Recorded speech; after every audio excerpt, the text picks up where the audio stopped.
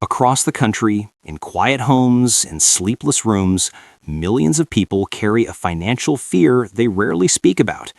It arrives in the pit of the stomach when a bill lands, when a car makes a sound it shouldn't make. Most of them aren't reckless. They work, they try, they plan, but they are one emergency away from disaster. A blown tire, a lost job, a medical bill, a laptop that dies. One unexpected moment and the ground disappears. For this group, life is lived in reaction mode. They don't make choices, they dodge consequences. Every decision is filtered through a single question: can I afford this right now? Not should I do this, not is this the best option. And yet there is another group, smaller, quieter. Their lives look identical on the surface. Same income, same city, same daily rhythm, but their reality is entirely different. Their choices are calmer. Their stress is lower. The difference between these two worlds is rarely income. Very often it begins with a single financial threshold: $10,000 saved. Not invested, not spent, saved, liquid, ready. For those who cross that line, something fundamental shifts psychologically, emotionally, financially.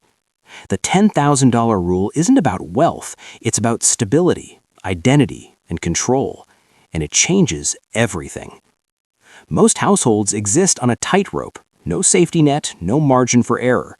They don't wake up thinking, how can I grow? They wake up thinking, how do I keep from falling?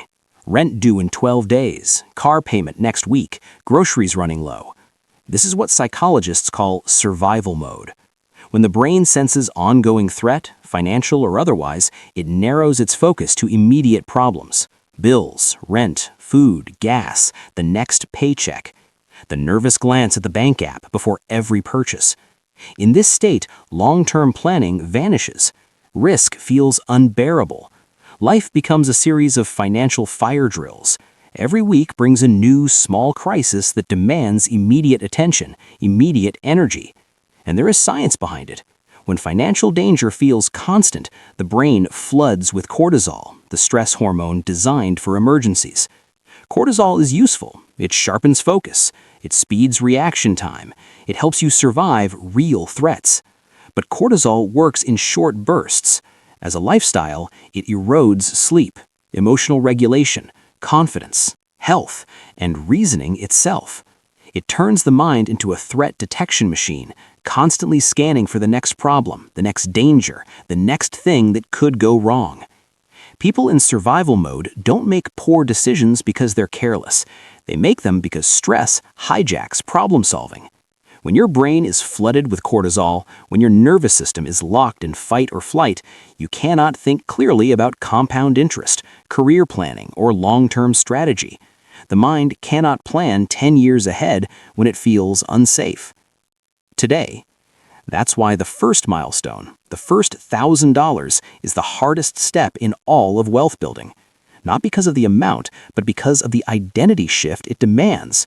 To save anything at all, a person must fight impulse, habit, environment, culture, and emotion. They must say no when everyone around them says yes. They must delay gratification in a world designed to eliminate waiting. They must act differently than they've ever acted before. Saving the first $1,000 is the moment someone stops being a spender who occasionally tries to save and becomes a saver who occasionally chooses to spend. It's the moment the internal narrative changes from "I can't afford to save" to "I can't afford not to." That shift is brutal. It's lonely. It requires becoming a different version of yourself before you've seen any evidence that the new version works. But for the few who push through, a new path opens. The difference between having $0 saved and $10,000 saved is not merely $10,000. It is psychological oxygen. At $10,000, emergencies lose their power. Choices multiply. Time expands. Confidence replaces panic. A bill can arrive without causing a sleepless night. Life moves from reaction to strategy. That money becomes a buffer between a person and chaos. It's not just numbers on a screen. It's peace of mind. It's the ability to breathe. It's the difference between asking, "How will I survive this?" and asking, "What's my best move?" Those two questions create entirely different lives. This is where the mind shifts from scarcity psychology to opportunity psychology. Without a cushion, every choice feels dangerous. A job change becomes unthinkable. What if there's a gap in pay? A move feels impossible. What if something breaks? A chance at growth feels too risky. What if it doesn't work out? Because without savings, failure doesn't just mean disappointment.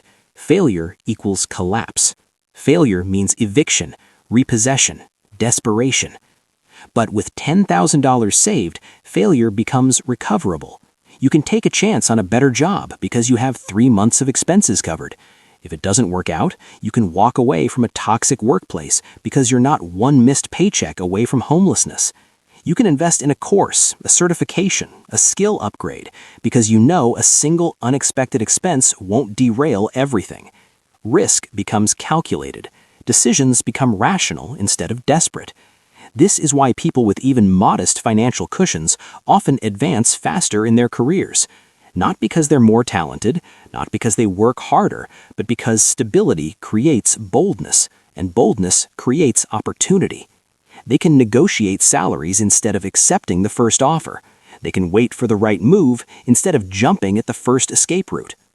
Once someone crosses into the $10,000 zone, everyday life transforms in subtle but profound ways. Unexpected expenses become annoyances, not emergencies. The washing machine breaks, frustrating but manageable. The car needs new brakes, annoying but not catastrophic. The laptop dies, inconvenient but not life-ending. Grocery trips are guided by preference, not fear. You can buy the healthier option without calculating cost per ounce. You can stock up when something's on sale instead of buying the cheapest thing today. You can feed yourself well instead of just cheaply. A car issue becomes a task, not a crisis. You call the mechanic without the sinking feeling that this might be the expense that breaks you.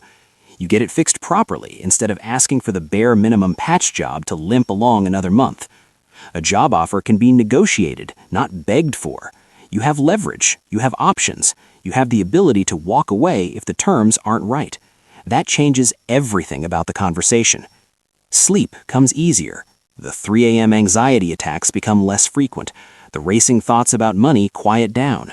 The body stops treating every night like a threat assessment. Breathing feels lighter. There's space in the chest that wasn't there before. The jaw unclenches. Money, ironically, becomes less emotional when there's finally some of it. The mind stops running survival calculations all day. That reduction in stress restores mental bandwidth, which is what finally allows people to focus on learning new skills, increasing income, planning ahead, investing intelligently, and making rational, long-term choices.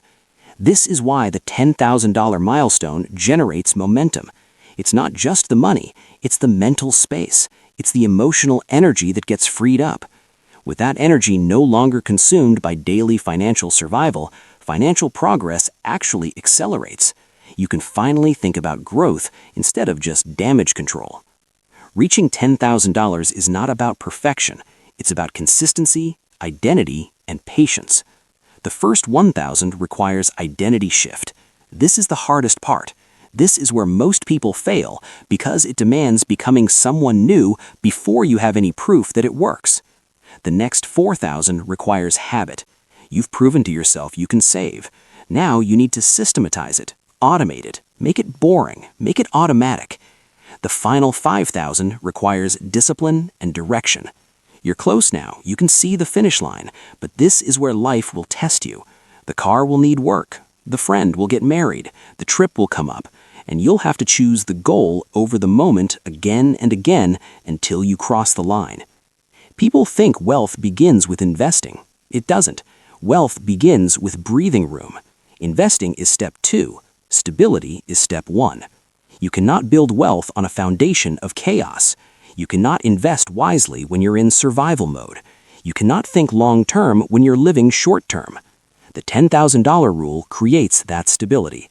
It is the foundation. Without it, everything else above it remains fragile. With it, everything else becomes possible. Those who live with savings move through the world differently.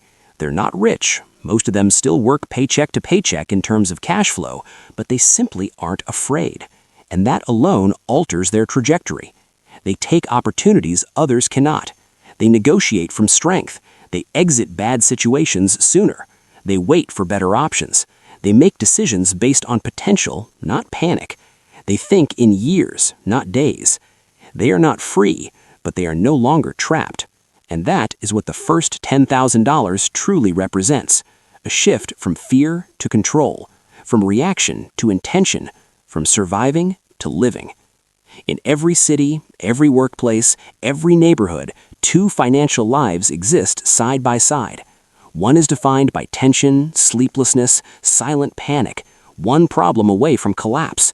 They look fine from the outside. They show up, they smile, they function, but inside there's a constant hum of anxiety that never quite fades. The other is steadier, calmer, clearer, not because they earn more, but because they crossed a threshold that changed everything. Their first $10,000 saved. The difference is invisible from the outside, but on the inside it is night and day. Because the first $10,000 changes your life, and what comes after can change your future.